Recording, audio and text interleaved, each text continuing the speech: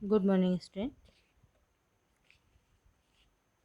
आज हम पढ़ेंगे अर्थ की दृष्टि से वाक्य के भेद। तो वाक्य का स्वरूप सबसे पहले हमें जानना है कि वाक्य का स्वरूप क्या है।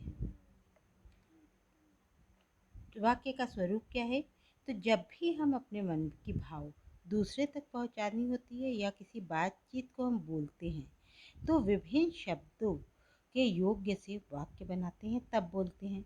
और हर में आए घटक, जो सभी घटक या सभी शब्द या सभी जो मूल होते हैं, बात होते हैं, उन पर पूरा विचार या संदेश प्रकट करते हैं। तो यह वाक्य छोटा हो या कि बड़ा अ, हो, इस पर किसी न किसी विचार करने की क्षमता रखी जाती है। भाव को वो पूर्णतः व्यक्त करने की क्षमता रखता है। वाक्य क्या होता है कि जो कि हमारे मन के मनोभाव को समझाने का भाव अपने अंदर रखता हो, तो वही वाक्य कहलाता है, वही वाक्य का स्वरूप होता है। लेकिन अगर हम कहें कि वाक्य क्या है, तो इसमें हम कह सकते हैं कि भाषा की वह लघुत्तम इकाई। लघुत्तम का मतलब होता है कि छोटी से छोटी, सबसे छोटी इकाई, छोटी इकाई जिसके माध्यम से, मतलब अपनी बात को इतने छोटे में कहना कि सुनने वाला हमारे मन के मनोभावों को समझ ले। तो यहाँ पर हम कह सकते हैं भाषा की लघुत्तम इकाई जिसके माध्यम से वक्ता भावों एवं विचारों को संप्रेषित भावों एवं विचारों को संप्रेषित करता है, वही वाक्य कहलाता है। तो वाक्य में निम्नलिखित बातें होती हैं। वाक्य की रचना पदों और पदबंध से होती है, जैसा कि आप लोगों ने क्लास 8 में पढ़ा है। वाक्य अपने में पूर्णतः स्वतंत्र होता है। वाक्य किसी न किसी भाव या विचार को प्रकट कर पाने में सक्षम होता है। यदि कोई व्यक्ति कहता है सफ़ेद जूते, तो यह वाक्य नहीं कहा जा सकता है, क्योंकि यहाँ पूर्णतः बात नहीं कही। तो अगर सफ़ेद जूते लाओ या सफ़ेद जूते पहनना है, मुझे सफ़ेद जूते, तब वाक्य बनेगा। तो या मुझे सफ़ेद जूते खरीदने, इस प्रकार से वाक्य बनेगा। तो सिर्फ सफ़ेद जूतों के बोलने से वाक्य का भाव स्पष्ट नहीं होता है। इसलिए कहीं कहीं पर हाँ हो भी जाता है, और कहीं तो नहीं समझा जाएगा कि सफ़ेद जूते क्या है, लाना है, पहनना है, खरीदना है। यह शीला अध्यापिका है, तो शीला अध्यापिका तो नहीं समझ में आएगा। तो इस प्रकार से जहाँ पर वाक्य का भाव प्रकट होता है, वही वाक्य कहलाता है। तो इन उदाहरणों को देखकर वाक्य के बारे में ज्ञान होता है। वाक्य में वाक्य में शब्द व्याकरणिक नियम में बंद कर आता है। साथ ही हर शब्द का अपना एक क्रम होता है। कोई शब्द कर्ता के स्थान पर आता है, तो कोई कर्म के, तो कोई क्रिया के स्थान पर। तो फिर इन शब्दों के बीच परस्पर अन्विति होती है या संबंध होता है। वचन पुरुष आदि व्याकरणिक कोटि के अनुसार अपना रूप निर्धारित करता है या परिवर्तित भी कर सकता है। शब्द अपना रूप निर्धारित करता है और परिवर्तित। तो इस प्रकार से वाक्य की कई विशेषताएं होती हैं कि वाक्य भाषा की ऐसी इकाई है जो किसी भाव या विचार को प्रकट करते हैं। वाक्य की रचना पदबंध या शब्द के योग से होती है। वाक्य में आने वाले शब्दों के बीच एक निश्चित क्रम होता है। वाक्य की रचना और उद्देश्य विधेय के योग से होती है। इस तरह से फिर हम देखेंगे, अभी तो हमने समझा कि वाक्य का स्वरूप क्या है, वाक्य की विशेषता क्या है, वाक्य के निर्माणीकरण का क्या रूप है।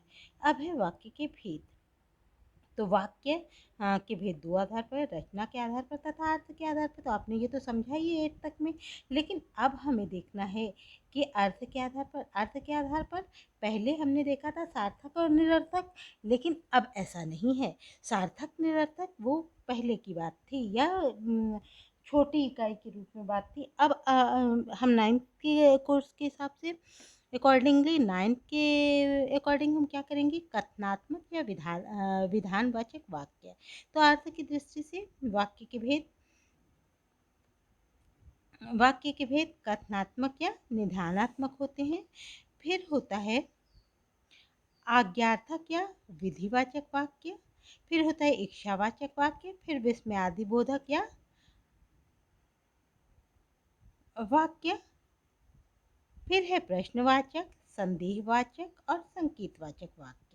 तो इस तरह से आपने वाक्य पढ़ा है, लेकिन आपने अभी तक कथनात्मक वाक्य या विधानात्मक वाक्य की बात उस हिसाब से आपने नहीं देखी है। लेकिन सामान्य कथन या किसी वस्तु या व्यक्ति की स्थिति अवस्था का बोध कराने वाले शब्द सकारात्मक वाक्य या कथनात्मक वाक्य कहे जाते हैं। जैसे लड़कियां नृत्य कर रही हैं तो सकारात्मक दिख रहा है, या बोला या किसी के द्वारा बोला गया। अब है उसकी पत्नी बहुत बीमार थी तो कोई किसी ने बताया, तो कथनात्मक वाक्य हो गया लेकिन सकारात्मक है। अब है नकारात्मक या निषेधात्मक। तो जिस तरह से नकारात्मक या निषेध, वे बाजार गए हैं, अगर हम कह दें वे बाजार नहीं गए तो नकारात्मक हो जाएगा। इस प्रकार से सकारात्मक और नकारात्मक वाक्य। इसके अलावा हिंदी में नकारात्मक वाक्य और भी तरीके से बनाए जा सकते हैं। जैसे अब तुम मुझे नहीं पूछोगे, बहुत गुस्सा आता है तो इस तरह से कहा जाता है। उसमें नहीं, ज़रूरी नहीं है कि नगेशन दिखे, लेकिन कुछ सेंटेंस ऐसे होते हैं कि वहाँ कि अब वह कहाँ मिलेगा, गुस्से में क्वेश्चन मार्क लग गया। तो इस तरह से मैं थोड़ी ही डरता हूँ उनसे, तो इसमें भी कि मैं नहीं डरता उनसे या मैं थोड़ी ही डरता हूँ उनसे। तो इस तरह से वाक्य भी नकारात्मक या निषेधात्मक। फिर है थर्ड है आज्ञार्थक या विधिवाचक।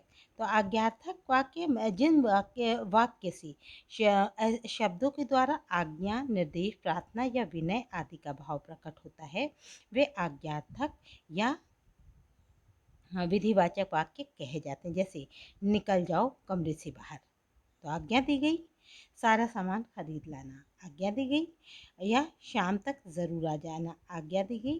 कृपया पत्रोत्तर शीघ्र दें, आज्ञा दी गई। इस प्रकार से आज्ञावाचक वाक्य है। तो प्रश्नवाचक वाक्य बात है। प्रश्नवाचक वाक्य में पहला सिंबल तो ये हम देखते हैं कि क्वेश्चन मार्क लगा होता है, और प्रश्नवाचक में सकारात्मक तथा नकारात्मक दोनों प्रश्न पूछा जा सकता है। इसमें हाँ ना में उत्तर प्राप्त हो, इसके लिए क्या प्रश्नवाचक शब्द कहा जाता है। इस तरह से हो गया प्रश्नवाचक वाक्य। अब है इच्छावाचक वाक्य। तो इच्छावाचक वाक्य में वक्ता अपनी इच्छा प्रकट करता है कि आज तो कहीं से पैसे मिल जाएं, या आपकी यात्रा शुभ हो। इस तरह से इच्छा। संदेहवाचक, जिसमें संदेह लगे, ऐसा वाक्य जो कि मतलब कि होगा कि नहीं होगा, संदेह। शायद आज बारिश हो, या हो सकता है आज धूप न निकले, इस प्रकार। विस्मयादिबोधक या मनोवेगात्मक वाक्य, जिसमें मतलब जिसको एक्सक्लेमेटरी आप कहते हो, तो इस तरह से, तो ओह कितना सुंदर दृश्य है, कि आश्चर्य की मनोवृत्ति हो। इस तरह से अब आगे का आगे के चैप्टर को हम दूसरे वीडियो में देखेंगे। धन्यवाद।